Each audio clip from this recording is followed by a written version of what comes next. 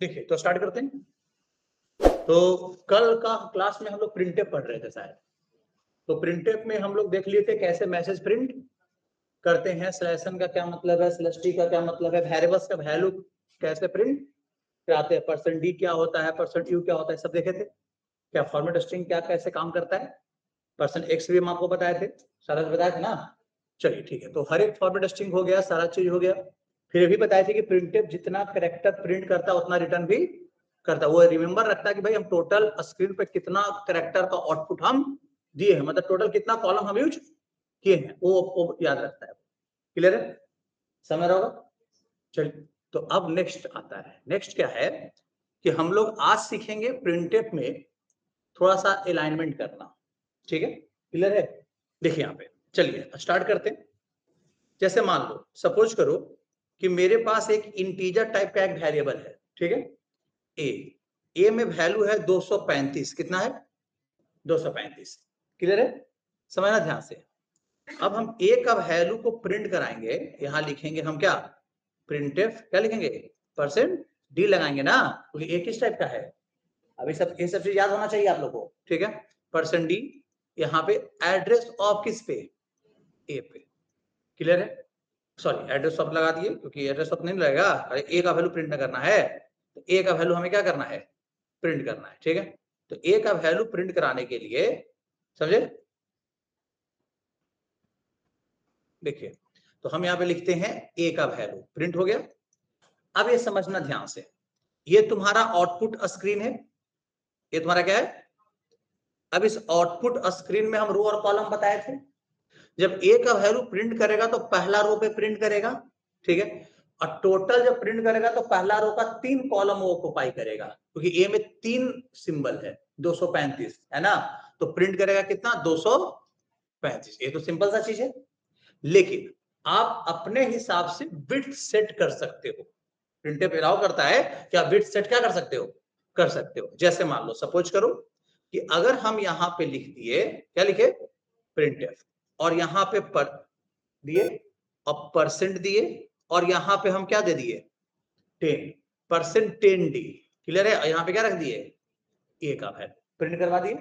अब 10 का मतलब को समझना, 10 का मतलब होता है विड्थ। क्या दिए, जो वैल्यू न्यूमेरिक वैल्यू जो आप दिए हैं ना, वो क्या दिए हैं, विड्थ दिए हैं। क्या दिए हैं, विड्थ। विड्थ का मतलब कि हम प्रिंटफ को बोल रहे हैं कि तुम अपने रो का, जिस रो में हो, चलो हम यहाँ पे सिलेक्शन लगा देते हैं तो लाइन क्या हो गया, चेंज हो गया, तो नीचे वाला लाइन प्रिंट करेगा। तो तुम जिस रो पे हो, मतलब ये किस रो पर है, इस रो पर, इस रो का टोटल तुमको 10 विड्थ यूज करना है, फिक्स कर दिए। बात समझे, इसका मतलब क्या हुआ, वो फिक्स हो गया कि टोटल कितना कॉलम यूज करना है। अब देख रहा है क्या कि ए का वैल्यू जब प्रिंट करवाएंगे तो इसमें तो बेचारा क्या कितना है कॉलम, 3 कॉलम यूज होगा, तो हमको यूज करने कितना बोल रहा है, 10। तो कैसे करेंगे, तो आगे से 7 को स्पेस दे देगा। समझ में आया ना, तो यहां से 1 2 3 4 5 6 और कितना 7 स्पेस दे दिया, और तब जाके 235 क्या कर देगा, फिर मतलब टोटल बिट यूज कर लिया ना 10। क्लियर है, तो यही काम है इसका। ठीक है, तो अगर परसेंट और डी के बीच में अगर आपको दिख रहा होगा कोई वैल्यू, चाहे कोई परसेंट डी या परसेंट यू या परसेंट सी, किसी के बीच में अगर बीच में वैल्यू दिख रहा है तो समझो वो विड्थ क्या कर रहा है, सेट कर रहा है। क्लियर है, तो अब यहाँ पे देखो, अगर सर हम ऐसे प्रिंट कराएंगे तो प्रिंटफ, यहाँ पे क्या लिखे, परसेंट 2D, और किसका वैल्यू, ए का वैल्यू हम प्रिंट कराते हैं। क्लियर है, तो इससे क्या दो ही कैरेक्टर प्रिंट करेगा सर, तो ऐसा नहीं होता है। सुनो, अगर आप विड्थ सेट करने कितना बोले हैं, विड्थ कितना सेट करने बोले हैं, 2, फिक्स विड्थ कितना। लेकिन जब वो देख रहा है कि ए का वैल्यू जब मुझे प्रिंट करवाना है, वो तो उसमें तो खुद 3 को क्या है, सिंबल है, कैरेक्टर है, नहीं है, उसमें खुद कितना सिंबल है, 3 सिंबल है, तो फिर कैसे हम प्रिंट करवाएंगे। बात समझे, तो कह रहा है भाई कि हम टोटल यूज करेंगे, जितना ए में है उतना हम क्या कर लेंगे यूज। तो कम देने का मतलब ये नहीं होता है कि आपका कम कैरेक्टर प्रिंट करेगा, ऐसा नहीं होगा, मतलब प्रिंट ही करेगा 235 ही। बात समझे, क्लियर है, समझ में आ रहा होगा सबको, ये भी क्लियर है। परसेंट डी के बीच में 10 जो दिया, पता चला, ठीक है, गुड। अब हम आपको दूसरा चीज बताते हैं, ठीक है। अब हम आपको बता रहे हैं कि अगर मान लो सपोज करो, ठीक है, अगर मान लो सपोज करो यहाँ पे कि मेरे पास एक फ्लोट टाइप का वेरिएबल है जिसका नाम है क्या, एन में वैल्यू है 2 पॉइंट कितना 3, है ना। अब यहाँ पे समझ जाओ, 2.3 जो वैल्यू है इसको जब परसेंट एफ से प्रिंट कराएंगे तो डिसिमल के बाद कितना अंक रखता है? 6 अंक। कल ही बताए थे हम। चलो तो अब हम बताते हैं कि हम अपने मन से डिसिमल का अंक सेट कर सकते हैं। चलो पहले वो कैसे करेंगे, पहले यहाँ देखो। चलो तो यहाँ सब में स्लैश एन मान लो कि सब लाइन क्या कर चुका है, चेंज कर चुका है, ठीक है। अब यहाँ पे आते हैं, यहाँ पे हम लिखे प्रिंटफ, क्लियर है, और यहाँ पे डबल कोट से स्टार्ट किए, और यहाँ पे समझो, यहाँ पे क्या लिखे, परसेंट यहाँ पे दिए, सिर्फ एफ रख दिए, स्लैश एन लगा दिए, और किसका वैल्यू, एन का। तो ये हमको प्रिंट करेगा 2.3 के बाद 5 को 0 प्रिंट करेगा। बताओ ये आउटपुट आएगा बाय डिफॉल्ट। लेकिन अब हम यहाँ पे प्रिंट इसको ऐसे करवाएंगे, देखो हम लिखे प्रिंट एफ, और यहाँ पे लिखे क्या, परसेंट एफ, ठीक है। एफ तो ना पे, एफ के बगल में आपको क्या करना है, समझे, एक मिनट रुक जाओ, ठीक है।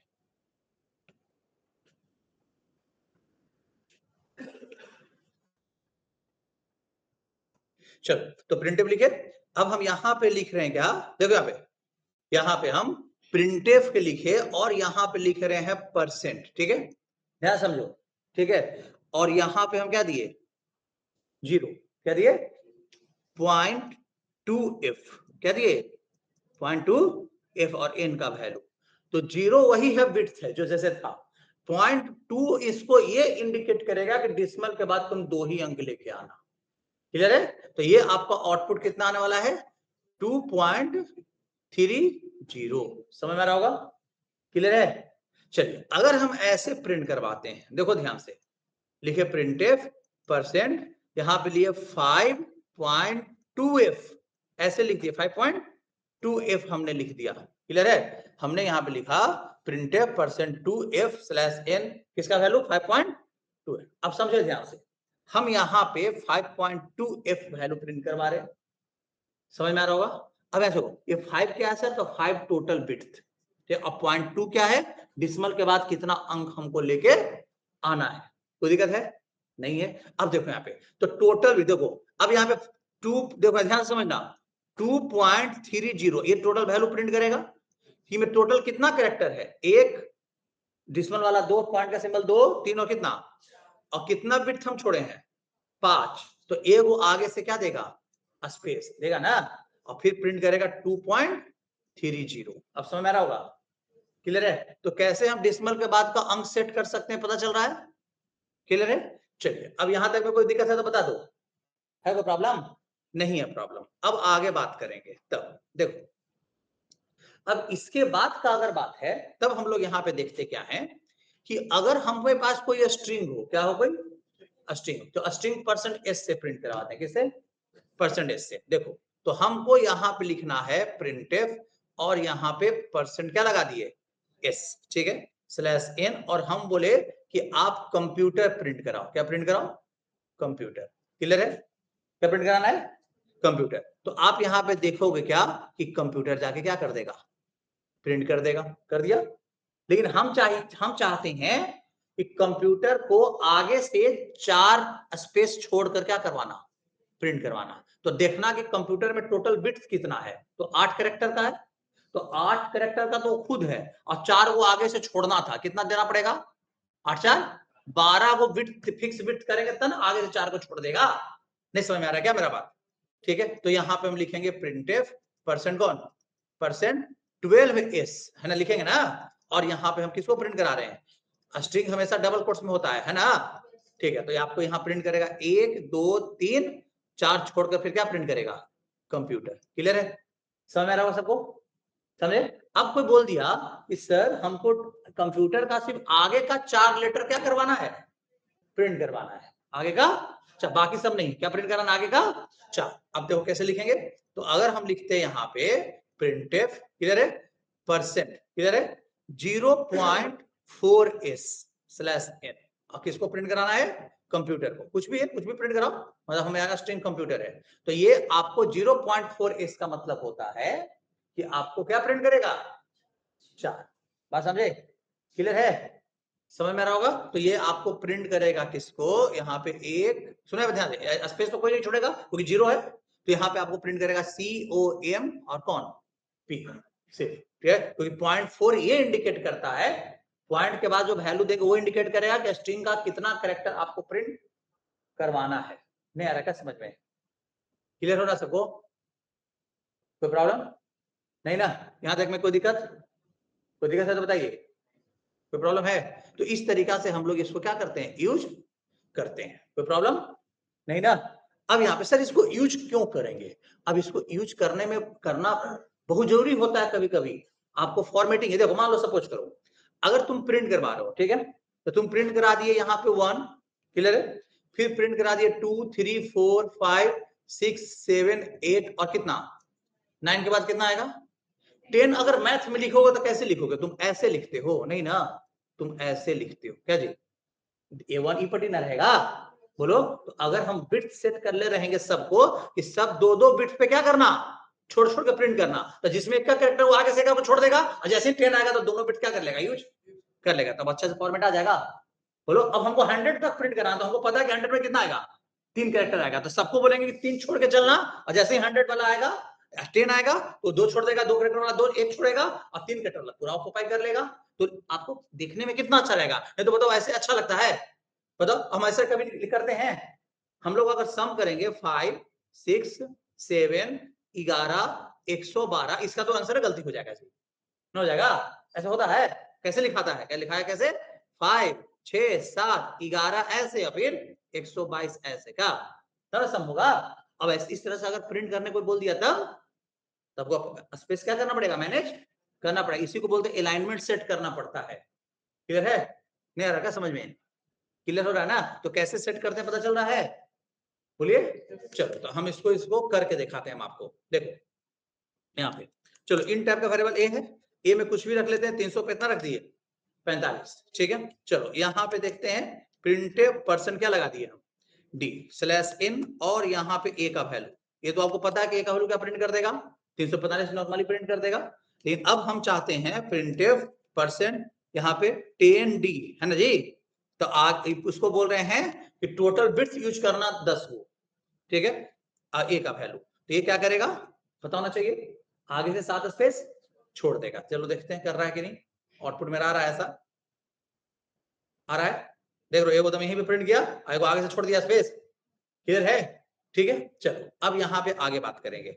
अब यहाँ लिखते हैं हम प्रिंटिव, क्लियर है, कम अगर देंगे तो पूरा प्रिंट करेगा, बताएं हम आपको, है ना जी, %2D क्या दिए, %2D, क्लियर है, स्लैश n, और किसका वैल्यू, ए का वैल्यू। तो यहाँ पे अगर कम देते हैं तो क्या करेगा, पूरा प्रिंट करेगा। देखिए तो आ गया। कम देने का मतलब ये नहीं है कि आपको पास का 2 कैरेक्टर प्रिंट करता है, ऐसा नहीं है, समझ में आ रहा सबको? चलिए अब इस तरह से फ्लोट के केस में मान लो कि मेरे पास एक वेरिएबल है, किस टाइप का, फ्लोट टाइप का, n का वैल्यू है 2 पॉइंट कितना 3, ठीक है। अब हम इसको प्रिंट कराते हैं, प्रिंटफ परसेंट क्या लगा दिए, %f है ना, स्लैश n, किसका वैल्यू जी, n का वैल्यू। लेट फ्लोट के लिए %f फॉर्मेट स्ट्रिंग में है, कहीं बताया है सब चीज। देखिए तो यहाँ पे देखो तो क्या आया डिसिमल के बाद कितना जीरो आया, डिसिमल के बाद 6 जीरो आया, मतलब अंक आया 3 मिला के, जीरो पूछेंगे तो 5 बोलिएगा, सही तो आंसर दिए थे आप लोग, ठीक है। डिसिमल के बाद अंक कितना आया 6, क्लियर है। चलिए यहाँ तक कोई दिक्कत? चलो अब यहाँ पे लिखे प्रिंटफ, और यहाँ पे क्या लिखे परसेंट, ठीक है, 0.2f लिखे, बताओ, और यहाँ पे क्या रख दिए, n का वैल्यू, क्लियर है जी, किसका रख दिए, n का वैल्यू। तो अब डिसिमल के बाद कितना अंक ले लेगा जी, 2 अंक, देखो तो आ गया, कितना अंक आया, मात्र कितना आया, 2 अंक आया। अब यहाँ पे फिर लिखेंगे हम प्रिंटफ, और यहाँ क्या लिखेंगे परसेंट, क्लियर है, यहाँ क्या लिखेंगे %2, यहाँ पे देखो, यहाँ पे लिख दिए हम 5.2f है ना जी, ठीक है, और यहाँ पे n का वैल्यू, तो एक स्पेस छोड़ देगा ना, क्योंकि 4 को टोटल कैरेक्टर है उसमें, और 5 को बिट्स हम सेट कर दिए हैं। अब 0.2 इंडिकेट कर रहा है कि भाई डिसिमल पर 2 ही अंक लाना, तो 2 अंक मिलाएंगे डिसिमल वाला, एक डॉट वाला, और एक उसका आगे का 2, कितना हो गया 4, और 5 को बिट है, देखिए आया, एक स्पेस छोड़ा है, देखो तो छोड़ा है, क्लियर है। चलो अब यहाँ पे आगे बात करते हैं। अब यहाँ पे क्या लिखे, यहाँ पे हम स्ट्रिंग का बात करेंगे, परसेंट क्या लगा दिए /n, ठीक है, /n लगा दिए, और यहाँ पे प्रिंट कराते हैं हम किसको, मान लो हम प्रिंट कराए कंप्यूटर को, COMPUTER। चलो अब इस केस में मेरा पास कंप्यूटर तो आ जाएगा आराम से, कोई दिक्कत है, आ गया ना। लेकिन हम कंप्यूटर को विड्थ सेट करके प्रिंट कराना चाहते हैं, तो हम क्या लिखेंगे, लिखेंगे प्रिंटफ क्या परसेंट एस ना, स्ट्रिंग के लिए परसेंट एस, परसेंट डी किसके लिए होता है, इंटीजर के लिए, तो परसेंट एस, और यहाँ पे हम दे दिए कितना 4 बिट छोड़ना था तो 12 दिए थे ना, याद है, कितना भी दो तुम्हारे ऊपर डिपेंड करता है। चलो हम जो वहां पे एग्जांपल थे वही रन करा के यहाँ पे दिखा रहे हैं, देखिए यहाँ पे इसको रन कराइए, देखिए तो आ गया, 4 को छोड़ा आगे से, ठीक है। चलो अब हम कंप्यूटर का सिर्फ आगे का 4 कैरेक्टर लाना चाहते हैं, तो हम यहाँ क्या लिखेंगे प्रिंटफ, क्लियर है, और यहाँ पे परसेंट, ठीक है, 0.4f 4s ना, 4s स्लैश n, और यहाँ क्या लिखेंगे कंप्यूटर COMPUTER, ठीक है। देखिए तो क्या रहा है, क्या गया, देख रहे हो जी, स्लैश n नहीं दिए, COMP ना आया, सिर्फ स्लैश n ऊपर वाला नहीं दिए होंगे, यहाँ ऊपर में दिल है स्लैश n नहीं दिल है, तो लाइन नहीं चेंज किया था तो उसी लाइन में प्रिंट कर दिया, ठीक है। देखो आ गया, कितना अंक आया, मतलब कितना कैरेक्टर आया सिर्फ 4, तो पता चल रहा होगा सब लोग आप लोगों को किस तरीका से हो रहा है, खुद ही का तो बताइए, समझे, तो प्रिंटफ किस तरीका से यूज करेंगे पता चल रहा है सबको, हाँ, यहाँ तक में कोई प्रॉब्लम बोलो, नहीं ना, चलिए वेरी गुड। अब बात करेंगे आगे, ठीक है, समझे, अब बात करेंगे हम लोग इस तरीका से, समझो कि यहां तक में कोई दिक्कत नहीं, अच्छे से समझ में आ गया होगा। चलो अब आपको फॉर्मेटिंग करना अच्छे से सीख गया, किस तरह से हम आउटपुट अपना स्क्रीन पे लगाएंगे, ये सब तो अच्छे से समझ में आ रहा होगा, ठीक है।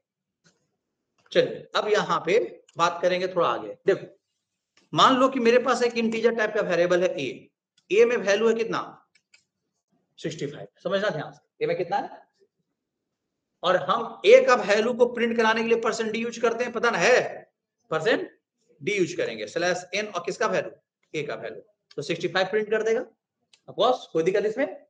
लेकिन अगर हम ए का वैल्यू को परसेंट सी से प्रिंट करवाएंगे, किसे, सी से, चलिए किसका, किसे प्रिंट करवा रहे हैं, परसेंट सी से, ठीक है, तब ये एरर नहीं आएगा, क्या आएगा, देखो परसेंट सी किसके लिए होता है, कैरेक्टर के लिए, तो ए पे 65 है, 65 किस कैरेक्टर का आस्की वैल्यू है, कैपिटल ए का, पता है ना, तो कैपिटल ए प्रिंट कर देगा, मतलब क्या है, अगर किसी भी इंटीजर वैल्यू को, बात को समझो, किसी भी परसेंट सी से क्या करवाएंगे, तो क्या होगा, उसका उस इंटीजर पे जो आस्की वैल्यू है वो आ जाएगा, ठीक है। देखो यहाँ उस आस्की वैल्यू पे जो कैरेक्टर है वो तुम्हारे पास क्या हो जाएगा, आ जाएगा, देखो यहाँ पे कितना प्रिंट किया, ए, क्लियर हो जी, हाँ। अगर हम यहाँ पे, तो अगर कोई क्वेश्चन तुमको दे दिया कि हमको ये बताओ, प्रिंट करा के बताओ कि 6 का आस्की वैल्यू कितना होता है, किसका, 6 भी एक कैरेक्टर है,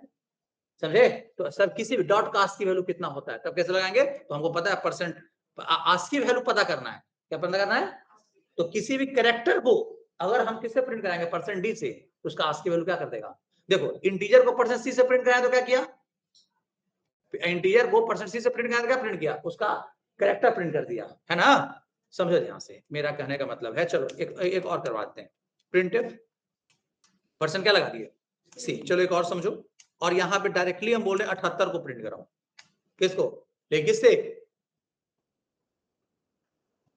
78 किसका, किस कैरेक्टर का वैल्यू है, एन का, आ गया, है ना, किसी भी इंटीजर को हम किससे प्रिंट करा रहे हैं, परसेंट से, तो उसका आस्की वैल्यू है, उसका कैरेक्टर आ जा रहा है। तो अगर कोई क्वेश्चन बोल दिया कि सर कोई कैरेक्टर है मेरे पास CH, ठीक है, इस कैरेक्टर पे मान लो क्या है, प्लस सिंबल है, कौन सा, और हमको कोई पूछ दिया इस प्लस का आस्की वैल्यू प्रिंट कराओ, अगर सिर्फ प्लस प्रिंट करा तो परसेंट से प्रिंट कराया तो क्या प्रिंट कर देगा, प्लस सिंबल, अगर सिंपल सा, तो इससे प्रिंट कैरेक्टर के लिए कौन सा फॉर्मेट स्ट्रिंग है, परसेंट सी, तो यहाँ पे क्या लगा देंगे, परसेंट सी स्लैश एन, और यहाँ किसका वैल्यू, CH का वैल्यू प्रिंट करा देंगे, ना हो जाएगा, ये तो प्रिंट कर देगा।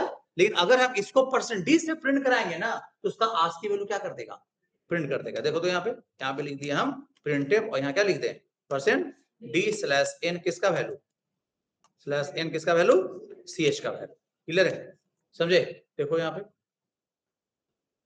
क्या प्रिंट किया, 43 किस कैरेक्टर का आस्की वैल्यू है, प्लस का, तो अगर तुमको पता करना है किसी भी कैरेक्टर का क्या आस्की वैल्यू, तो यहाँ पे क्या लगा दिए, परसेंट डी स्लैश एन, और यहाँ पे कॉमा दे दीजिए, और यहाँ पे कॉमा देने के बाद आप अपना कैरेक्टर रख दे सिंगल कोट्स में, डायरेक्टली रख दो ना, कोई दिक्कत नहीं है। हमको डॉट कास्ट की वैल्यू पता करना है कि डॉट कास्ट की वैल्यू कितना होता है। देखें कितना है भाई, कितना होता है 46।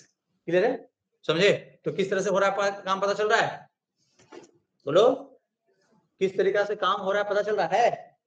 नहीं चल रहा है? हाँ ठीक है, चलो कोई प्रॉब्लम है यहाँ पे तो बताओ, नहीं ना? ठीक है, चलो अब यहाँ पे देखो, यहाँ तक में कोई दिक्कत है तो बता दो जी, बंद कर दें? ठीक है, चलिए हटा रहे हैं। समझ में आ रहा होगा सबको, ऑनलाइन वाले लोग क्लियर है यहाँ तक? ठीक है, तो अब आगे बढ़ते हैं, आगे बढ़ते हैं और यहाँ पे एक और पॉइंट को समझते हैं। देखो कल नंबर सिस्टम पढ़े थे, पता है कल क्या पढ़े थे? हेक्सा नंबर सिस्टम होता, ऑक्टल नंबर सिस्टम होता, डेसिमल नंबर सिस्टम होता है, होता है। अब एक चीज बताओ, अगर इन टाइप का वेरिएबल है मेरे पास, मान लो x या n, क्या है, और n में कोई बोल दिया कि हमको हेक्सा नंबर स्टोर करो, कौन सा, कैसे रिप्रेजेंट होगा?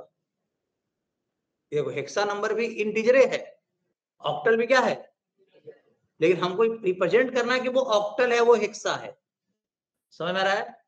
हाँ कैसे करेंगे, समझे? देखो हेक्सा के लिए आगे आपको जीरो x लगा दीजिएगा, ठीक है। अब जो वैल्यू दोगे ना, जैसे तुम यहाँ 456 रख दिया ना, ये क्या हो गया, हेक्सा डेसिमल में है। बात समझे क्या है, हेक्सा में। न समझ में आ रहा है, ये किसमें है, हेक्सा में। ठीक है, देखिए यहाँ पे प्रिंटफ करके, प्रिंटफ यहाँ क्या लगा दिए, %d से प्रिंट कराए। अब सुनो, अब %d से जब प्रिंट करवाएंगे ना बाबू, ठीक है, तो डेसिमल फॉर्मेट प्रिंट करेगा। %d किसके लिए होता है, डेसिमल नंबर सिस्टम के लिए। %x किसके लिए होता है, हेक्सा के लिए। नहीं समझ में आ रहा है, नहीं समझ में आ रहा है? अरे कहता डेसिमल नंबर सिस्टम, 2.3 वो क्या हुआ, फ्रैक्शन नंबर है। डेसिमल नंबर सिस्टम कौन हुआ, 0 से लेकर 9, ठीक है, दोनों में अंतर ना है जी। डेसिमल नंबर मतलब डेसिमल वाला, क्या समझ गया तू? ठीक है, %d किसके लिए होता है, डेसिमल नंबर सिस्टम के लिए, नंबर सिस्टम के लिए, ना कि वो फ्रैक्शन वाला, ना 2.5 और 6.9 नहीं कर रहे हैं हम। ठीक है, ऑक्टल भी इंटीजर है, समझे? नहीं है, क्लियर है? और हेक्सा भी क्या है, एक इंटीजर है। ठीक है, तो नंबर, अब बाइनरी भी एक इंटीजर है, बाइनरी भी क्या है, इंटीजर है। 0 1 उसमें स्टोर होता क्या, वो इंटीजर ही है। ये सब क्या हुआ, डेसिमल भी एक इंटीजर है। क्लियर है? मतलब डेसिमल नंबर सिस्टम में कितना वैल्यू होता है, 0 से लेके 9 तक, ठीक है। और %d जो प्रिंट कराएंगे वो किसके लिए होता है, डेसिमल के लिए। %x किसके लिए होता है, हेक्सा के लिए। और %o किसके लिए होता है, ऑक्टल के। नहीं बढ़ाएं कल, बाइनरी के लिए सी में कोई स्पेसिफिक चीज दिया हुआ नहीं है। अब बाइनरी नंबर को सी लैंग्वेज में रिप्रेजेंट नहीं कर सकते हो। पाइथन रहता तो तुम आगे 0 भी लगा दोगे ना, तो बाइनरी में क्या हो जाएगा, रिप्रेजेंट हो जाएगा। लेकिन सी में, C++ में बाइनरी को रिप्रेजेंट करने का कोई तरीका नहीं है। क्लियर है, समझ में आ रहा होगा? तो ऑक्टल को रिप्रेजेंट करने का तरीका आगे क्या लगा दिए हम, 0x। तो वो देखो है वो इंटीजर, लेकिन हम उसको बोलेंगे इसको ऑक्टल हेक्सा कंसीडर करना, क्योंकि x लगा हुआ है। हाँ समझे? अगर आगे 0 1 लगा देंगे तो क्या समझेगा वो, ऑक्टल समझेगा। ठीक है, चलो तो यहाँ पे हम n का वैल्यू क्या करवा दिए, प्रिंट करवा रहे। देखो यहाँ पे कितना आया, 1 1 1 कितना, अब समझ में आ रहा है ना? अब देखो 456 को वो डिसमल में बदला तो 1100 कितना आया, 10। किस नंबर सिस्टम में, डिसमल नंबर सिस्टम में। क्लियर है, बात समझे? नहीं है जी। अब अगर हम इसी को प्रिंट करवा रहे हैं, प्रिंटेड पर्सन कौन, एक्स से, ठीक है, /n और किसका वैल्यू, n का वैल्यू। ठीक है, आया 456, क्योंकि पर्सन एक्स हेक्सा के लिए था और वैल्यू भी मेरा हेक्सा में था, वही वाला वैल्यू क्या कर दिया, प्रिंट कर दिया। 456 को हेक्सा में 456 बोले, क्योंकि हम हेक्सा में उसको रिप्रेजेंट किए थे। सेम आ गया। आई %d से प्रिंट किया तो उसका डेसिमल फॉर्मेट क्या किया, प्रिंट किया ना, रहेगा समझ में जी? समझे? तो अगर जिस वैल्यू के आगे अगर ये लगा रह जाए ना 0x, तो समझो वैल्यू क्या है इंटीजर, लेकिन हेक्सा फॉर्मेट में है। क्लियर है, नहीं समझ में आ रहा है?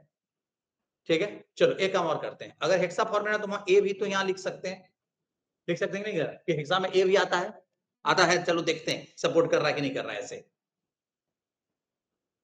कॉस सपोर्ट किया, क्या ना, ए को डिसिमल में कितना 10 बोलेंगे, सही बात है, क्लियर है। और हेक्सा में ए बोलेंगे, समझ में आया, क्लियर है, देख लो ना। तो 0x लगाने से क्या मतलब हुआ कि वो नंबर क्या बन गया मेरा, हेक्सा में, इंटीजर हेक्सा बन गया, क्लियर है, समझे। तो सर ऑक्टल में रिप्रेजेंट करने का कोई तरीका है क्या, तो आगे 0-1 लगाते हैं, क्या लगाएंगे 0-1, समझ में आ रहा सबको, ठीक है। देखो यहाँ पे, अब यहाँ पे मान लो कि अगर हम कोई वैल्यू को यहाँ क्या लगा दिए 0-1, क्लियर है, 0-1 लगा दिए। अब यहाँ पे हम वैल्यू रिप्रेजेंट करते हैं, यहाँ पे मान लो कि 45, ठीक है, बात समझे, क्या लिखे 45। अब 0-1 है या 0-O है हमको अभी कंफर्म नहीं, अभी कंफर्म करेंगे, ठीक है, रन करा के पता चल जाएगा अभी, ठीक है। चलो अब इसको किससे प्रिंट करवाए भाई, परसेंट किससे, ओ से, पता है ना, नहीं परसेंट डी से प्रिंट कराएंगे तो इसका किस फॉर्मेट आएगा, डिसिमल फॉर्मेट, ऑक्टल का डिसिमल फॉर्मेट। और इसको अगर हम परसेंट एक्स से प्रिंट करेंगे तो ऑक्टल का हेक्सा फॉर्मेट, और अगर हम परसेंट डी से प्रिंट करा देंगे तो परसेंट ओ से प्रिंट तो उसका ऑक्टल ही प्रिंट कर देगा। चलो देखते हैं, अगर कुछ चेंजेस हुआ तो समझ में आएगा वही चीज होता है। चलो यहाँ कितना आया 101, और यहाँ कितना आया 145, है ना, क्लियर है, हाँ कोई दिक्कत है बताओ, कोई प्रॉब्लम है जी, नहीं ना। तो यहाँ पे octal number system, hexa number system कैसे, और अगर आगे कुछ नहीं लगल है, सिंपल कोई वैल्यू है तो इंटीजर ये समझो डेसिमल में, क्लियर है, समझ आ रहा सबको, बोलिए क्लियर है।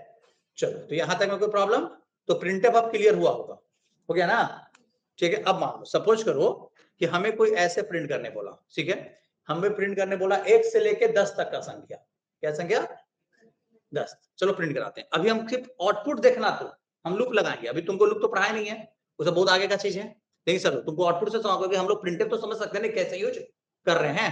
चलो तो यहाँ पे एक लूप लगा देते हैं कि भाई 1 से लेके 10 तक चलना, यहाँ पे while और i less than equal to कहां तक 10 तक, और यहाँ क्या लगा दिया i equal to i plus 1, और यहाँ पे हम लगा दिए क्या प्रिंटफ, क्या लगा दिए परसेंट डी स्लैश एन, और किसका वैल्यू i का वैल्यू। ये देखो इसको रन कराएंगे ना तो हमें 1 से लेकर 10 तक क्या कर देगा, प्रिंट कर देगा, आ गया। लेकिन देखो कितना गलत गलत है, 10 में क्या 1 0 इधर लिखा है, जबकि 0 कहाँ होना चाहिए था 1 उधर, और 0 9 के नीचे होना चाहिए था। तो अब इसी में इसी सब चीज के अलाइनमेंट सेट करते हैं, तो हमको ऊपर से देखते आगे आना पड़ेगा, ऊपर से देखेंगे क्या कितना है जी, एक का कैरेक्टर आ रहा था 9 तक, और लास्ट मैक्सिमम जो सबसे बड़ा नंबर उसमें कितना कैरेक्टर है 2, कितना कैरेक्टर है, तो हम इसको बिट सेट कर देंगे कितना 2, तो सब जो 1 है वो 2 यूज करेगा, और जो 2 है वो 2 यूज कर लेगा। अब देखो तो कितना अच्छा सा फॉर्मेट आ जाएगा, जैसे हम लोग लिखते हैं, देखा, देख रहे हो फॉर्मेटिंग देख रहे हो ना, क्लियर है, समझ में आ रहा होगा, क्लियर है। यहाँ पे वही इसीलिए बिट सेट करना पड़ता है जहां पे हम लोग सही तरीका से अपना डेटा को रिप्रेजेंट सामने वाला को कर सके, क्या नहीं तो रिप्रेजेंटेशन सही होगा, बोलिए हो पाएगा, बताओ नहीं ना, ठीक है। चलो अब बात करेंगे थोड़ा आगे स्कैनफ का, प्रिंटअप समझ में आ गया सबको अच्छे से। प्रिंटअप का काम क्या है, प्रिंट करना, किस किस तरह का से प्रिंट करवाते हैं सारा चीज आपको हम क्या कर दिए हैं बता दिए, ठीक है, क्लियर है ना। चलिए तो अब बात करेंगे किसके बारे में, स्कैनफ के बारे में। देखो यहाँ पे देखो स्कैनफ क्या है, ये आपका इनपुट करने का चीज है, ठीक है, इनपुट स्टेटमेंट, जैसे हम प्रिंटअप को क्या बोले थे आउटपुट स्टेटमेंट, तो अब हम लोग पढ़ेंगे कौन सा इनपुट स्टेटमेंट पढ़ेंगे ना।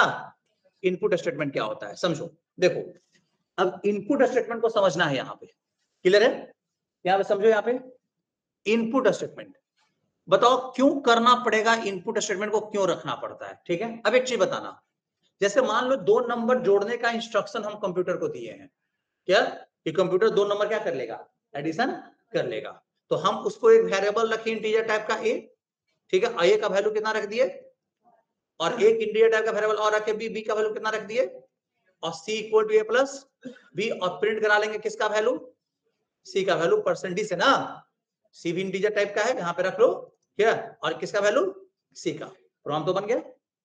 अब इस प्रोग्राम को जब हम रन करवाएंगे तो आउटपुट कितना आएगा जी 15, ए भी रन कराएंगे तो कितना आएगा वो तुम भी रन कराओगे तो कितना आएगा?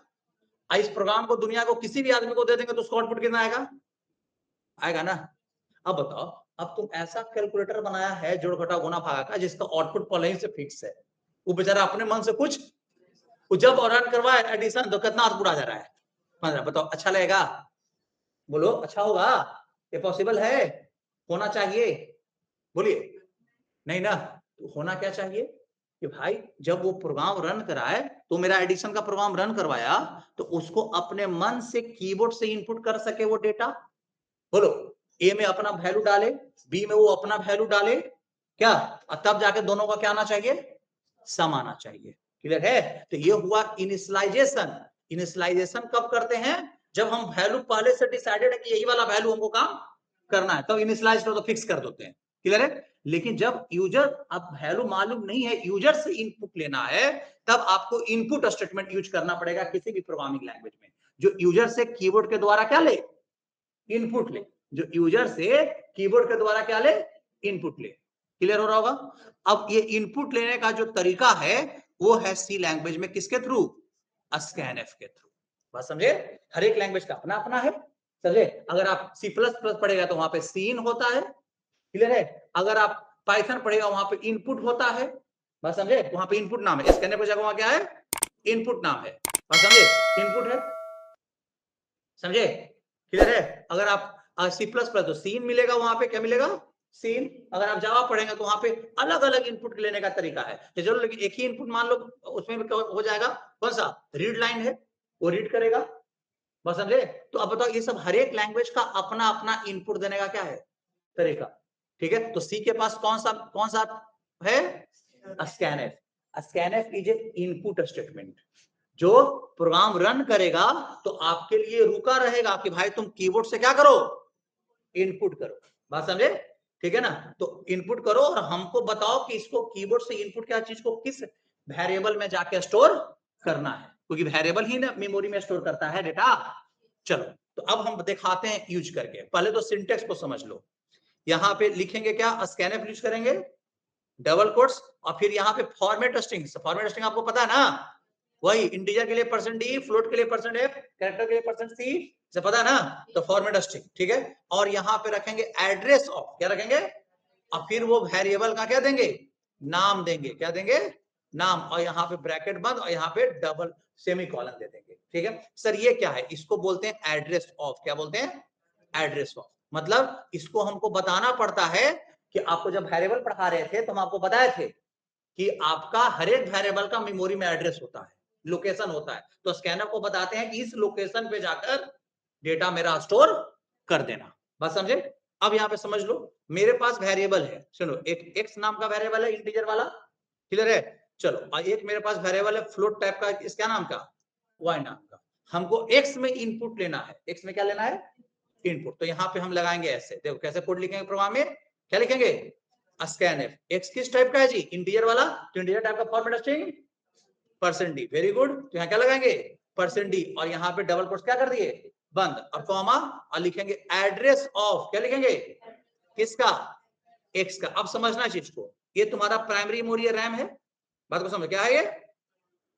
रैम है ना? ये क्या है? यहाँ पे रैम है। रैम के अंदर में एक्स स्पेस लिए हुए होगा और वाई भी क्या लिए हुआ होगा, और इसका कोई एड्रेस होगा, लोकेशन होगा, है ना? चलो, तो जैसे ही स्कैनएफ आपको कंप्यूटर को, ऑपरेटिंग सिस्टम को स्कैनएफ वाला स्टेटमेंट मिलेगा तो ऑपरेटिंग सिस्टम तुम्हारे प्रोग्राम के एग्जीक्यूशन को रोक देगा, आगे बढ़वे नहीं करेगा। कहेगा क्या कि तुम कीबोर्ड से पहले क्या डालो?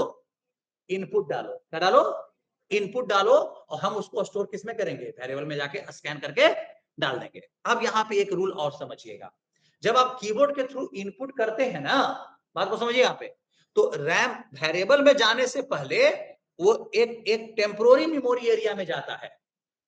ठीक है? जिसको बोलते हैं इनपुट बफर। क्या बोलते हैं? Input buffer. समझो यहाँ पे ध्यान से। तो एक समझ लो ना, एक बफर है। क्या है? बफर है। बात समझे? तो एक जो वैल्यू तुम दिया है, वैल्यू तो जब इनपुट करोगे स्क्रीन पर, बात को समझो, जैसे यही मिला तो तुमको हमारे पास स्क्रीन पे तुम इनपुट किया, मान लो 235। ठीक है? तो 235 पहले वेरिएबल में नहीं जाएगा, कहां जाएगा? बफर में। तो यहाँ कितना चल गया? 235 कहां चल गया? बफर में। बफर में से फिर स्कैनएफ स्कैन करके एक्स में क्या कर देगा? स्टोर कर देगा। ठीक है? बात समझे? समझे? तो स्कैनर का आदत होता है, बफर में अगर डेटा है ना और दूसरा स्कैनर, एक और नीचे स्कैनर लगा देंगे, वो मांगवे नहीं करेगा इनपुट तुमसे, कहेगा बफर को पहले क्या कीजिए, खाली कीजिए, तब हम दूसरा इनपुट क्या करेंगे, मांगेंगे। क्लियर है? तो आपका जो डेटा है, जो वैल्यू इनपुट करोगे, वो जाकर पहले बफर में जाएगा, फिर जाके कहां स्टोर हो जाएगा, वेरिएबल में जाकर स्टोर हो जाएगा। तो अगर सर हमको y में इनपुट लेना है तो क्या लगा दे, फिर से वही चीज क्या लगा देंगे हम, स्कैनफ पर्सन क्या लगेंगे अब f, और एड्रेस ऑफ किस पे, y, फ्लोट का इनपुट ले लेगा। नहीं समझ में आ रहा है? तो किसका इनपुट ले लेगा, फ्लोट इनपुट ले लेगा। क्लियर हो रहा है सबको, कोई दिक्कत है बताइए? चलिए अब यहाँ पे एक चीज को समझते हैं। देखो पहले यहाँ पे रन करा के समझते हैं इस चीज को। देखो फिर और भी चीज इसमें है, इसमें भी कुछ इंपॉर्टेंट पॉइंट हम आपको पढ़ाएंगे। देखो यहाँ पे, यहाँ से कोई दिक्कत है तो बताओ, नहीं?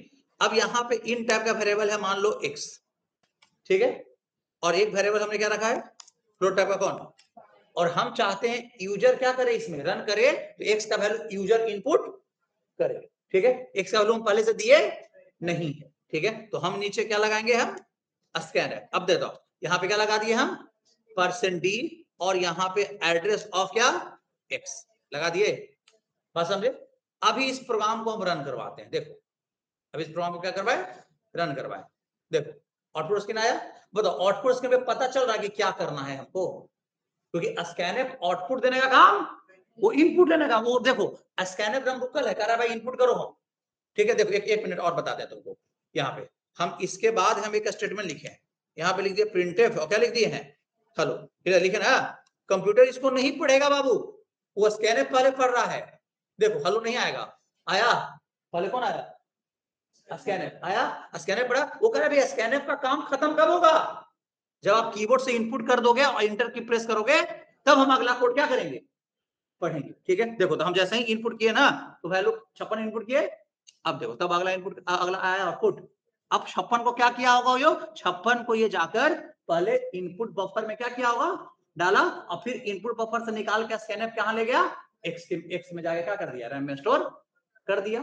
बात समझ में आ रहा होगा, क्लियर है? लेकिन अब यहाँ पे एक प्रॉब्लम क्या नजर आ रहा है हमको, कि जब रन करवा रहे हैं सर, तो पता चल भी नहीं करता कि क्या करना है, पता चल रहा है, तो हमको एक मैसेज दे देना चाहिए कि भाई आपको एक नंबर इनपुट करना, तो मैसेज किससे देंगे, प्रिंटफ से, पता नहीं आप लोगों को मैसेज किससे देंगे, तो इसलिए हम ऊपर एक मैसेज फ्लैश करवा देते हैं अच्छे से, यहाँ पे लिख देते हैं प्रिंटफ इंटर एनी क्या नंबर, कैसा रहेगा। अब प्रोग्राम रन करेगा तो पता चलेगा ना कि क्या करना है, बताओ।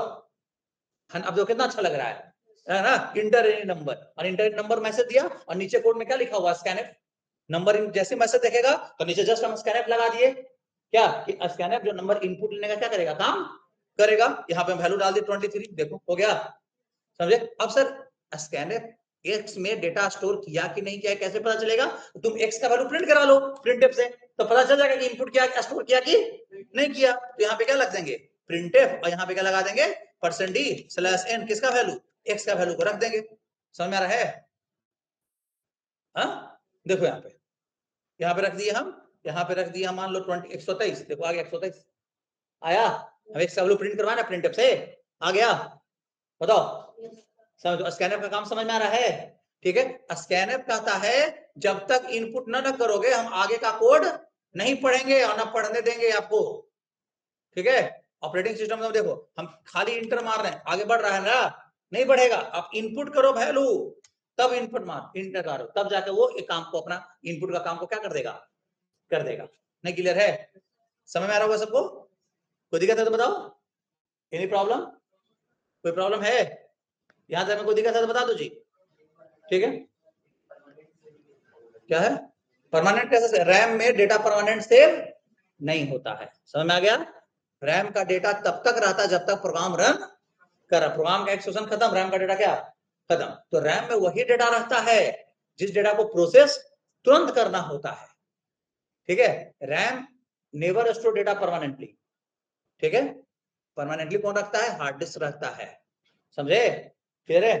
तो आप लोग अपना डेटा कहाँ रखते हैं, हार्ड डिस्क में ना रखते हैं, और जब उस डेटा पे काम करना होता है तो उस फाइल को ओपन करते हैं, तो कहाँ उठ के आ जाता है, रैम में आ जाता है, तब वहां से प्रोसेसिंग क्या होता है, शुरू होता है, क्लियर है, समझे।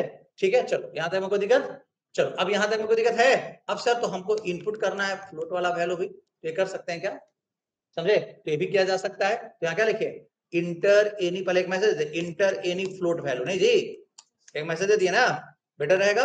और यहाँ क्या लगा देंगे, स्कैन एफ लगा दिए, और यहाँ क्या लगा देंगे, %f, और यहाँ पे एड्रेस ऑफ किस पे, y पे, वेरी गुड। चलो और यहाँ y का वैल्यू प्रिंट करवा लें, ठीक है, तो यहाँ लिख देते हैं प्रिंट एफ परसेंट कौन f, और डिसिमल के बाद %f कितना अंक लेके आएगा, 6 अंक, पता ना है, अगर नहीं सेट करेंगे तब अपने आप बाय डिफॉल्ट कितना अंक लेके आता है, 6 अंक लेके आता है।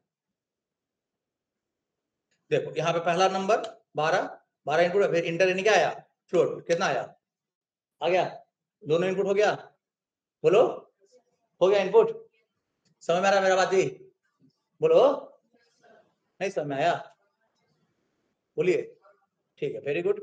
अब यहाँ पे एक चीज यहाँ तक क्लियर है, तो सर एक साथ ही मल्टीपल वैल्यू नहीं ले सकते हैं स्कैनएफ में, मतलब हम x भी उसी में इनपुट ले लेते हैं, y भी उसी में, एक ही स्कैनएफ में ले लेते हैं तो काम हो जाता है, ये भी कर सकते हैं आप, चलो वो भी करके दिखा देते हैं हम आपको। देखो यहाँ से हटा देते हैं, ठीक है, एक साथ हम कितना वैल्यू इनपुट लेंगे, दोनों, x को भी और किसको भी, इवन जितना चाहो तुम उतना, ठीक है, अलग अलग आपको स्कैनएफ लिखने की जरूरत फिर नहीं, जैसे मान लो इंटर 3 नंबर, तो एक ही स्कैनएफ से क्या लग सकते हैं, ले सकते हैं क्या, देखो यहाँ तो यहाँ पे हम लिख दिए प्रिंट इंटर, ठीक है, 1 इंटीजर एंड क्या 1 फ्लोट, मैसेज बढ़िया देना तब ना पता सामने वालों को पता चलेगा कि भाई क्या इनपुट करना है। अब कहीं भी देखो इंटरफेस होता ना है, तुम बताओ एटीएम मशीन में जा अपना कार्ड लगाते हो, ठीक है, इंसर्ट किए, तो स्क्रीन मतलब खाली रहता है, बगल में मैसेज आता है कि इंटर योर पिन, है ना, इंटर पिन रहता है ना, तुम इनपुट करते हो, पढ़ते होता ना, बताओ कार्ड लगा दियो, पिन मांग रहा है बेचारा, स्क्रीन पे कुछ आ ही नहीं रहा, तो कोई दे डालेगा, तो स्क्रीन पे आना चाहिए ना सामने वाला को पता चलेगा करना क्या है, तो इसलिए प्रिंटफ से मैसेज दे देना है, ठीक है। अब यहाँ पे क्या लिखे हम, स्कैनर, और यहाँ पे हम %d लगा दे, एक इंटीजर पहले लेना है, और फिर परसेंट क्या लगा दिए, f लगा दिए, और यहाँ पे हम लिखते हैं एड्रेस ऑफ कौन x और एड्रेस ऑफ कौन y, देखें, और एक बार प्रिंट भी तो कर ही सकते ना है एक ही बार में प्रिंटफ से %d, ठीक है, और फिर एक कॉमा देते हैं, परसेंट कौन f/n, किसका वैल्यू x का और किसका y का, है ना, ये तो प्रिंटेबल वाला तो कल भी बताए थे, मल्टीपल वैल्यू एक साथ प्रिंट कराना। देखो यहाँ पे इनपुट किए 12 और फिर इनपुट किए 3.4, देखो आ गया, दोनों वैल्यू एक साथ इनपुट हुआ, बोलो दोनों वैल्यू एक साथ इनपुट हो रहा है ना, तो जितना चाहो तुम उतना एक बार स्कैनर में क्या कर सकते हो, इनपुट ले सकते हो, ठीक है, क्लियर है। चलो यहाँ तक में कोई दिक्कत है नहीं। अब यहाँ पे समझो ध्यान से, मान लो हमको 3 वैल्यू इनपुट लेना है, ठीक है, a, b और कौन c, ठीक है, 3 वैल्यू क्या लेना है मुझे, इनपुट लेना है। यहाँ पे हम लिख दिए printf, और यहाँ लिख दिए इंटर 3 क्या लिख दिए, वैल्यू लिख दिए, और यहाँ क्या लगा दिए हम, scanf %d लगा दिए, फिर %d/n नहीं लगाना है, सब scanf में नहीं लगाइएगा, ठीक है, ठीक है, एड्रेस ऑफ कौन a, एड्रेस ऑफ कौन b, address of c, /n वगैरह सब प्रिंटफ में, ठीक है, हो गया इनपुट। अब यहाँ पे प्रिंट कराते हैं, यहाँ पे एक चीज और सिखाएंगे आपको, %d, परसेंट कौन d और %d, हर एक के बाद स्पेस दे दिया तो स्पेस क्या कर देगा, प्रिंट कर देगा। चलो और यहाँ पे a का वैल्यू, b का वैल्यू और किसका वैल्यू, c का वैल्यू, ठीक है, चलिए देखो 12, 33, 44 आ गया, 3 वैल्यू इनपुट हुआ एक बार में, लेकिन नोटिस करना जब हम इनपुट कर रहे थे तो देखो हम इनपुट किए, क्लियर है, हम इनपुट किया ना, तो इनपुट किए तो हमने पहले वैल्यू मान लो हम 10 डाले, कितना, ठीक है, अब 10 तो अगला वैल्यू जानते हो कब एक्सेप्ट करेगा, स्कैनएफ, उसी स्कैनएफ में लिखा हुआ है बी का वैल्यू इनपुट लेना, तो इंटर की प्रेस करेंगे ना तब अगला वैल्यू क्या करेगा, एक्सेप्ट करेगा, मतलब कितना 45, फिर इंटर की तब अगला वैल्यू के लिए तैयार हो गया, कितना 89 डाल दिया, मतलब आ गया। लेकिन हम बाय डिफॉल्ट होता है, मतलब अगर एक स्कैनर में मल्टीपल वैल्यू इनपुट ले रहे हैं तो बाय डिफॉल्ट एक करके वैल्यू तब ये इनपुट लेगा वो जब आप क्या लगाओगे, समझे, जब आप क्या लगाओगे, आपका मतलब इंटर की प्रेस करोगे तब बाय डिफॉल्ट। लेकिन आप अपने मन से भी सेट कर सकते हो कि मेरा वैल्यू कब अगला वैल्यू इनपुट होना चाहिए। देखो वो अपने खुद का कैरेक्टर भी सेट कर, देखो हर एक %d के बाद हम एक कॉमा दे दिए हैं, देख रहे हो जी स्कैनर में क्या दे दिए, एक कॉमा दे दिए, हाँ समझे, क्लियर है, हर एक स्कैनर में हम यहाँ पे क्या दे दिए, एक कॉमा दे दिया। अब सुनो यहाँ पे ध्यान से, कॉमा का मतलब क्या है, बात समझे? इस कॉमा का मतलब क्या है इसको समझिएगा। यहाँ पे देखो, यहाँ पे अब यहाँ पे दिए इनपुट लिए हम कितना 12, ठीक है। अब इंटर नहीं मारो, तुम कॉमा दे दो। अब समझ गया कि अब हमको अगला इनपुट लेना है। अब तुम यहाँ 45 दिए किसके लिए, बी के लिए हो गया, फिर कॉमा दे दिए, यहाँ 78 दिया किसके लिए हो गया, सी के लिए हो गया। बात समझे? क्लियर है? देखो आ गया, देखा क्या? और नहीं ऐसे तो स्लैश मतलब क्या इंटर की प्रेस करना पड़ता था, तब जाकर हो रहा था। लेकिन यहाँ पे देख रहे हो, तो अब कोई भी कैरेक्टर वहां पे सेट तुम कर सकते हो, कोई भी कैरेक्टर। बात समझे? अगर हम यहाँ पे स्लैश दे देंगे तो स्लैश के बाद इनपुट होगा, एक वैल्यू दिए फिर स्लैश दे देंगे। जैसे डेट ऑफ बर्थ हमको इनपुट लेना है तो ऐसे नहीं इनपुट लेंगे, तो बीच में क्या देते हैं स्लैश। डेट ऑफ बर्थ को ऐसे ही नहीं इनपुट करता है जी, तो इंटर की करके प्रेस करेगा नहीं ना, कितना खराब नहीं लगेगा वो से। डेट ऑफ बर्थ मान लो यहाँ पे 12, यहाँ पे 10, यहाँ पे 2000, ठीक है। देखो हो गया इनपुट, देख रहे हो क्या? तो इस तरह से स्कैनर समझ में आ रहा होगा। क्लियर है? चलो यहां तक में कोई दिक्कत? अब कैसे इनपुट हो रहा है पता चल रहा है। कैरेक्टर इनपुट लेना होगा तो %C, क्या लगाएंगे %C। क्लियर है? फ्लोट इनपुट लेना हो तो %F, पता है ना सब कुछ? क्लियर है? हाँ यस। अब आइए यहाँ पे, कोई दिक्कत है तो यहाँ तक बताओ। नहीं, यहाँ तक ऑनलाइन वाले लोग समझ में आ रहा है सब चीज, ये सारा चीज बोलो। चलिए, तो यहां तक में कोई इशू तो नहीं आना चाहिए। अब जब यहां तक इशू नहीं है तब हम आपको एक चीज और दिखाते हैं। यहाँ कितना वेरिएबल रखे, ठीक है 2। अब हम यहाँ पे इनपुट लेते हैं, इंटर वैल्यू ऑफ 3 डिजिट, कितना डिजिट का, ऐसे मैसेज एक दे दिए, ठीक है। यहाँ पे क्या लगा दिए %3D, यहां भी बिट सेट कर दिए, ठीक है समझे? तो ये इनपुट वाला को स्पेसिफाई कर देगा 3 से ज्यादा नहीं जी, ऐसे कहेगा। क्लियर है? समझे? अब यहां पे देखो, और फिर यहाँ पे एड्रेस ऑफ किस पे लगा दिए, ए पे, समझे? चलो यहां तक। और ए का वैल्यू हम क्या करवाएं, प्रिंट करवा रहे हैं अभी, ठीक है। एक चीज और हम बताएंगे बाद में, पहले यहाँ पे इसको समझो, पहले ए का वैल्यू, ठीक है। देखो रन किया, हम यहाँ पे कितना डाले 45,678, इसमें से 3 ही डिजिट ना रीड करना चाहिए जी। 456 रीड किया, तो क्या लगा हुआ था, समझे? बिट सेट किए थे ना उसमें भी, स्कैनर में भी, तो स्कैनर में बिट सेट करेंगे तो पता चला क्या होता है, हाँ ठीक है। यहां तक क्लियर? अब यहाँ पे सुनो ध्यान से, अब यहाँ पे एक और जस्ट नीचे हम क्या लगा देते हैं, स्कैनर %D, सिंपल सा एड्रेस ऑफ किस पे लेने के लिए, बी पे, है ना। एड्रेस ऑफ किस पे, बी पे लगा दिए। बोलो समझ में आ रहा सबको? ठीक है, वेरी गुड। और यहाँ पे बाद में निकल के हम किसका वैल्यू प्रिंट करा लें, %D किसका वैल्यू, बी का भी। चलो तो हम 2 वैल्यू इनपुट करेंगे, ए और किसका, बी का। चलो अब यहाँ पे देखो, रन कराए, यहाँ पे वैल्यू इनपुट किए, चलो 2000 मतलब 23,400 कितना 56, तो बी ए तो इनपुट लेगा 3 को, बी में कितना आया। अब इसका लॉजिक समझो, समझे? अगला स्कैनर तुमसे इनपुट मांगा, नहीं मांगा, बी वाला इनपुट स्कैनर का आगे मांगे नहीं करेंगे, क्यों नहीं मांगेंगे? अब इसका आंसर को समझो, सुनो। तुम इनपुट स्क्रीन पे कितना किए, 12,356 या जो भी है ना, ऐसा किया ना जी। चलो ठीक है, अब ये इनपुट किया हुआ चीज जाके पहले कहां स्टोर होता है, बफर में। कहां स्टोर होता है, बफर में। तुम्हारा गया 1 2 3 4 5 और 6, और तुम स्कैनर को तुम फोर्स किए कि तुम बफर का सिर्फ 3 ही कैरेक्टर आगे का निकालना, तो बी ए में कितना रखा 1 2 3, ठीक है। तो बफर में बाकी का 3 बच ना गया था जी, और स्कैनर का बफर खाली रहता तब ना हम इनपुट लेते, नहीं रखा समझ में जी। बफर खाली रहता तो हम क्या लेते, इनपुट लेते, ठीक है। बफर में मेरा हम गए बफर में देखे, तो बफर में मेरा क्या मिल गया, डेटा पहले से अवेलेबल था, वही वाला डेटा हम आपको बी में हम क्या कर दिए, डाल दिए, समझे? तो बी में कितना अपने आप आ गया 456, नहीं आ गया जी, बी में कितना आ गया 456। क्लियर है? समझे? तो कभी कभी ऐसा आ जाएगा, तो क्यों आ रहा है पता चल रहा है, ठीक है। देखिए यहाँ पे ये चीज को समझिए। देखो यहाँ पे अगर हम इस तरह से हो रहा है तो ये बफर में ही है, ठीक है। देखो यहाँ पे हम कितना 3 कैरेक्टर किस में चल जाएगा, ए में, और 6 किस में ले लेगा अपने आप। अगला बी का स्कैनफ काम ही नहीं कर रहा है बेचारा, ठीक है, वो कह रहा भाई मेरा हमको बफर में क्या मिल जाता है, डेटा मिल जा रहा है, तो वही डेटा को हम अगले वाला स्कैनफ यूज कर लेता है। देखो आ गया, बी का वैल्यू कितना आया 6 आ रहा है, अब बाकी ए में कितना आया 345 ही आया।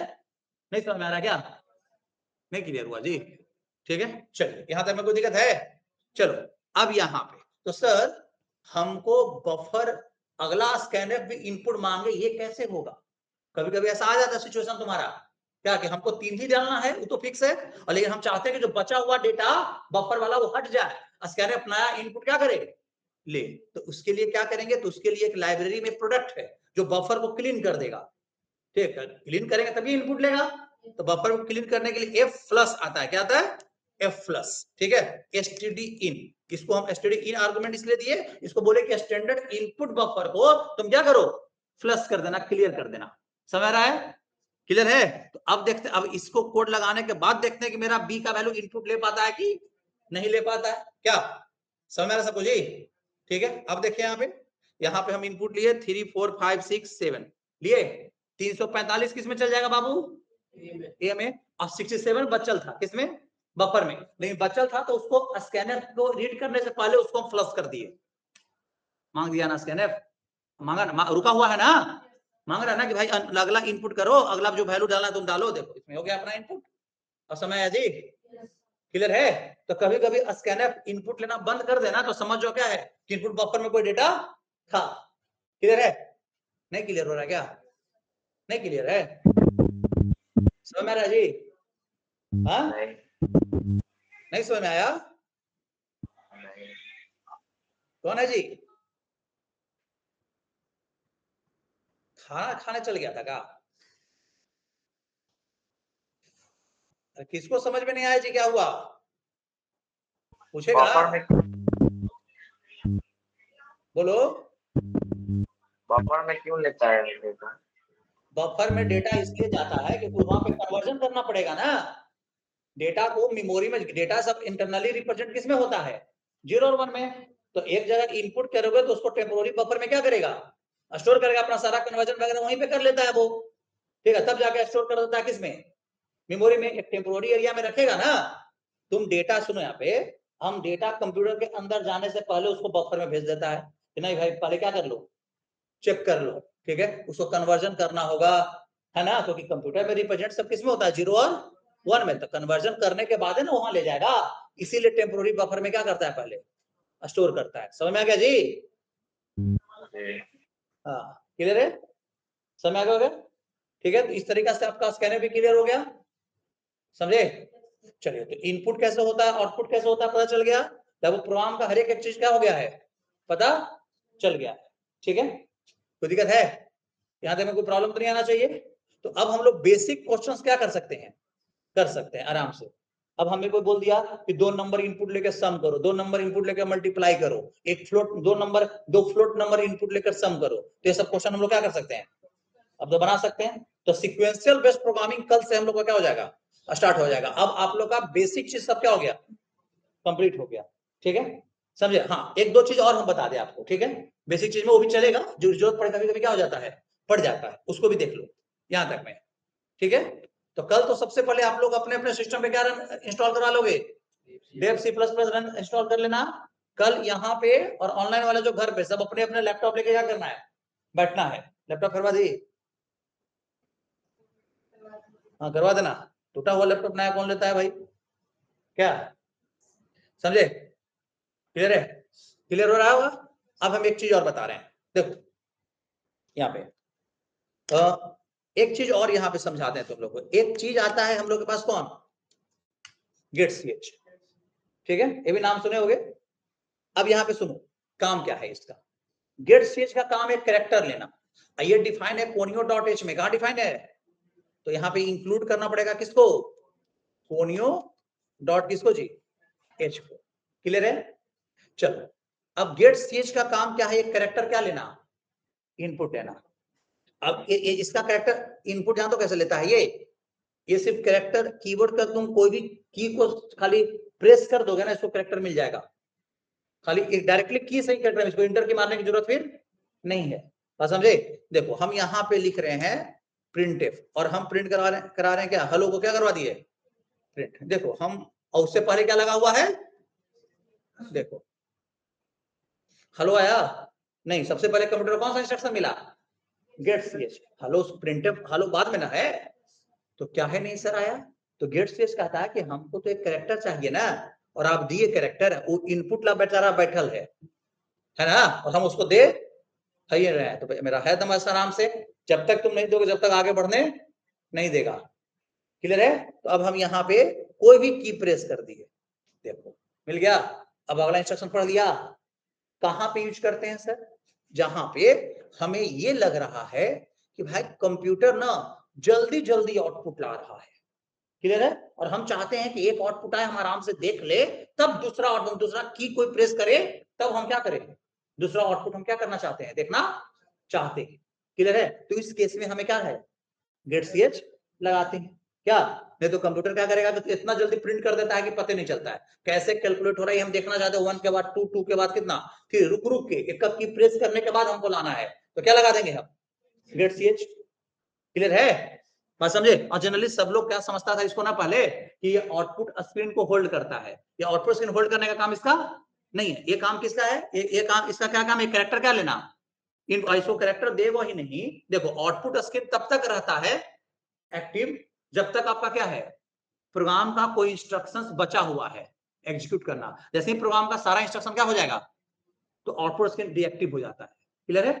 अब क्या होता था पहले वाला जो कंपाइलर यूज करते थे ना, उसमें ना आउटपुट स्क्रीन में जैसे ही देखो अभी जब रन करवा रहे हैं यहाँ पे प्रोग्राम का एक्सक्यूशन खत्म हो गया, देख रहे हो ना, प्रेस एनी की टू कंटिन्यू। क्लियर है?